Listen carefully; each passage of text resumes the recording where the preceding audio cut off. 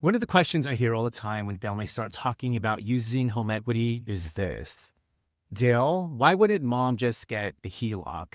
And honestly, that's a really good question because if you're over the age of 62 and you're trying to figure out how to pay for home care, improve cash flow, or simply create more financial flexibility, both a HELOC and a reverse mortgage may seem like they accomplish the same thing, but they don't. They solve different problems, and choosing the wrong one could create financial stress later that your family wasn't expecting. Today, we're going to compare reverse mortgages and HELOCs, talk about when each may make sense, and why I almost never recommend one before first understanding what the family is trying to accomplish. Hi, I'm Dale Corpus. I'm a Senior Transition Strategist, Senior Focused Realtor, and reverse mortgage specialist based in the San Francisco Bay Area. I help families figure out how to pay for senior care, especially when a home is involved, whether they're trying to remain in home, transition to senior living, sell a longtime family home, or understand how home equity fits into the bigger picture. My role is to help families evaluate all of their options so they can make informed decisions. This is another episode of Sandwich Generation Solutions, powered by the Simplify Senior Transitions podcast, where we bring clarity to the housing, care, and financial decisions families often face during some of life's biggest transitions. Let's dive in. Welcome to the Simplify Senior Transitions podcast, where we help families navigate senior living, real estate, and everything in between. Hosted by Senior Transition Specialist Dale Corpus, this show brings you expert insights, real solutions, and stress-free strategies to make senior transitions simple. Ready to dive in? Let's go. One of the biggest misconceptions I hear is that a reverse mortgage and a HELOC are competitors. I don't really look at them that way. I look at them as tools. And just like any tool, the right one depends on the job you're trying to accomplish. Sometimes I believe a HELOC makes more sense. Sometimes I believe a reverse mortgage makes more sense. And sometimes I don't think either one is the right answer. That's why I never begin with the product. I begin with the goal. What is a HELOC? Let's start with a HELOC. HELOC is an acronym, and it stands for Home Equity Line of Credit. Think of it as a revolving line of credit that's secured by your home. As you borrow money, you generally make required monthly payments according to the terms of the loan. Many people like the flexibility of drawing funds only when they're needed. For the right homeowner, it could be a very useful financial tool. Now, what is a reverse mortgage? A reverse mortgage is different. Instead of making required monthly principal and interest payments while living in the home and meeting the loan obligations, eligible homeowners may access a portion of their home equity in different ways depending on the program they choose. For many retirees, that can create greater monthly cash flow. Again, it's not automatically better. It's simply designed for different circumstances. Let's illustrate this with an example. Imagine mom is 74 years old. She owns her home. She's beginning to need several hours of home care each week. Her children are trying to help. And one child says, let's open up a HELOC. Another child says, why don't I reverse mortgage? Who's right? Maybe both? Maybe neither? Because before we compare products, I want to understand something else. How long does mom plan to remain in the home? How much care does she actually need? Does she have retirement income? Does she have other assets available? Is this a short-term challenge, or is this likely to continue for years? Those questions usually tell us much more than comparing loan products ever could. Now let's talk about monthly payments. One of the biggest differences families should understand involves monthly payments. With many HELOCs, monthly payments are generally required based on the terms of the loan. For someone living comfortably on retirement income, that may not be an issue.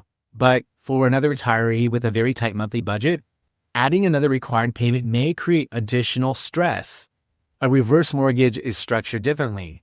Eligible borrowers are generally not required to make monthly principal and interest payments while they continue living in the home and meet the ongoing loan requirements.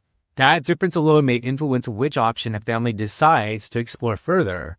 Another thing I think families overlook is time horizon. If someone needs temporary access to home equity for a short-term project, their conversation may look very different than someone trying to create a financial strategy for the next 10 to 15 years. Again, the question isn't which loan is better. The better question is which loan best supports what we're trying to accomplish. Don't let the product drive the plan. This is probably the biggest lesson I hope families take away from today's episode. I don't think families should fall in love with financial products. They should fall in love with solving their problem. Sometimes the answer is a reverse mortgage. Sometimes it's a HELOC. Sometimes it's selling the home. Sometimes it's downsizing. Sometimes it's moving closer to family. Sometimes it's assisted living. Every family is different, and that's why every conversation should be different.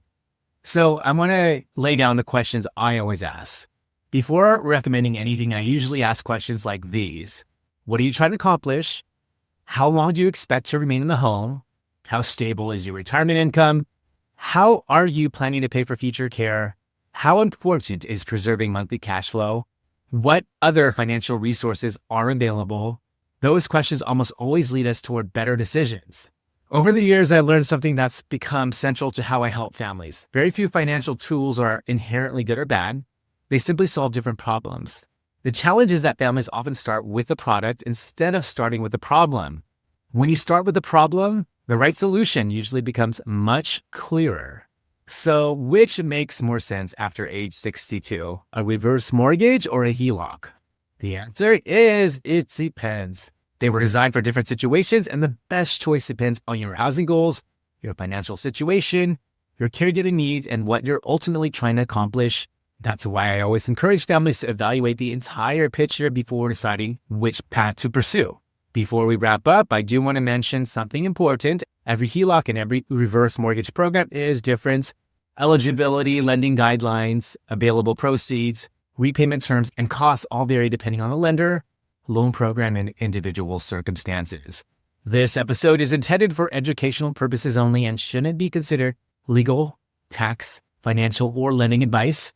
Before making any decisions, consult qualified professionals who can evaluate your specific situation and help determine which option, if any, is appropriate for your goals. This has been another episode of Sandwich Generation Solutions, powered by the Simplify Senior Transitions podcast. If you're trying to figure out how to pay for senior care, especially when a home is involved, I invite you to explore the free resources I created to help families better understand their options.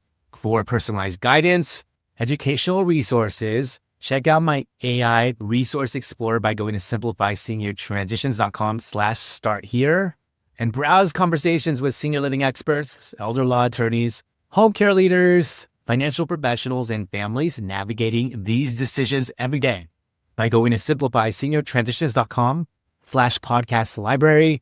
If this episode helped you better understand the differences between a reverse mortgage and a HELOC, I'd really appreciate it if you subscribe, leave a 5-star review on Apple Podcasts or Spotify, and share it with someone who's helping an aging parent make important financial decisions. I'm Dale Corpus. Thanks for watching, and I'll see you on the next episode of Sandwich Generation Solutions.